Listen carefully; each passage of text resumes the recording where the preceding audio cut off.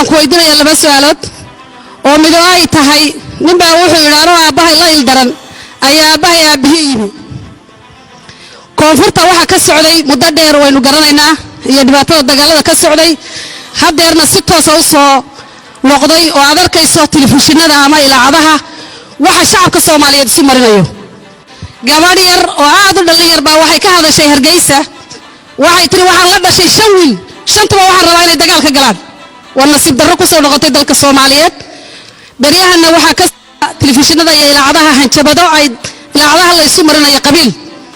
dagaalkii koonfurta waxaa ku soo kordhay dagaalkii waqooyi oo bilowday oo hanjabado ka socdaan Garowe Laascaanood iyo Hargeysa arrintaas iyo dagaalka xasuuqa ba'an ee hadda ka socda Khaatumo State dawladda maxaa uga qorshaysan maadaama ra'iisul wasaaraha fadhiyo madaxweynaha fadhiyo ra'iisul baarlamaanka fadhiyo shacabka Soomaaliyeed ee dib inagoo markii hore koonfurta la dagaalaynay inuu waqooyi dagaal ka qarxo maxay dawladdu madaxweynaha ama ra'iisul wasaaraha ama ra'iisul baarlamaanka ama wasiirka arrimaha gudaha kulliga waa fadhiyaan arrintaas qorshaha ma idin ku jirtaa inaad wax ka qabataan oo ummadda Soomaaliyeed halkaas dagaal xilligan qabiilka isu rogay wax laga qabto qodobka labaad madaxweyne waxaan ku weydiinayaa shacabkii Soomaaliyeed inta halkan fadhida inta maqanba guux baa ku jira waa la isxantaa madaxweynaha waa la xamanaya ra'iisul wasaaraha waa la xamanaya ra'iisul baarlamaanka waa la xamanaya waxa la leeyahay way fashilmeen way ku fashilmeen hogaamintii Soomaaliya arrintaas shacabka Soomaaliyeed caawa ku dhageysanaya iyo kuwa ku daawanayaba maxaad u haysaa 2016 kaadoo noo ballan qaaday inaad tiri waxaan geynayaa doorasho oday dambena wax soo xariiqi maayo odayaashana waa fadhiyaan oo inay mar labaad wax soo celiyaan maxaad u haysaa shacabka Soomaaliyeed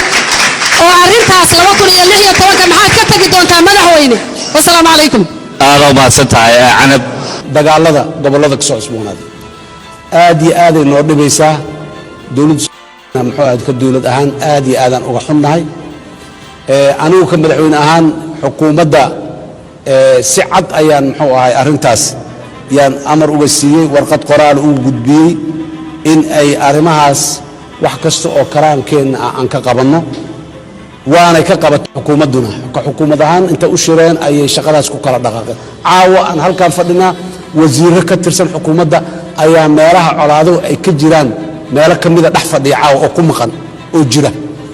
si meeshaasi ay isku soo jiidaya dadkii ciidamadii dawladda geeyey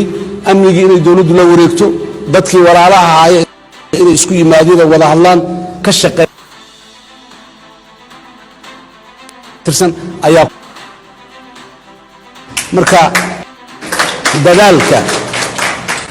dawladda ayay ka mid tahay raalli kama ahin tabardarri wayna hayn kartaa waxyaabo badan oo qaban kari waynu gaari waynu awood noo saamix way jirtaa laakiin dhiig Soomaaliyeed oo daadanayo raalli kama ahin midda sida gaarka ah walaashay canab ay uga dhawaajisay waqooyiga gobolada waqooyi ka jirta markii ugu horeysay maaha markii labaad maaha markii saddexaad maaha in mar walbana markay dhacdo waan muxuu ahay intii karaankeena inaan ka geysano waan ka shaqaynaynay marmarne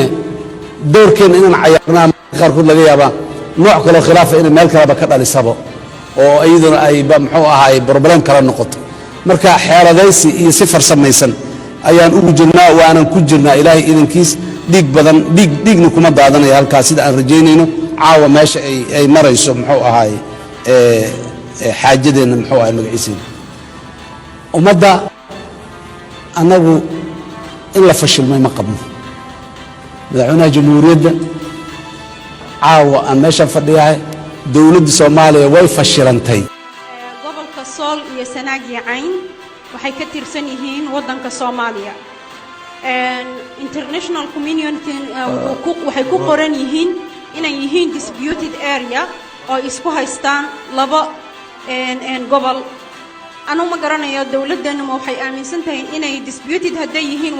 waa meel ay isku haystaan laba dawladood waxa isku haystaana waa laba gobol oo wadankii ah marka seeladoodii systemka ay hawshoodu u qaybsan tahay waa system aan la yaabanahay si xuquuqdoodii waxa la raaciyay Somaliland haddana doorashadoodii iyo siyaasiyiintoodii waxa la si xuquuqdoodii waxa la raaciyay Somaliland haddana doorashadoodii iyo siyaasiyiintoodii waxa la raaciyay Puntland marka say isu qaban kartaa maxay u noqon waayeen sida dadka Somaliland halkan loogu dooranay ama meel kale ama maadaama Puntland leedahay laba cod laba magaalo ay leedahay way ay u weygeelan waayeen reer Sool iyo Sanaag ay meel iyaga lagu soo doorto rooda ay ka hadashay Sool iyo Sanaag iyo election-keeda roodo su'aashaadu waa adag tahay kama jawaabi kar haligow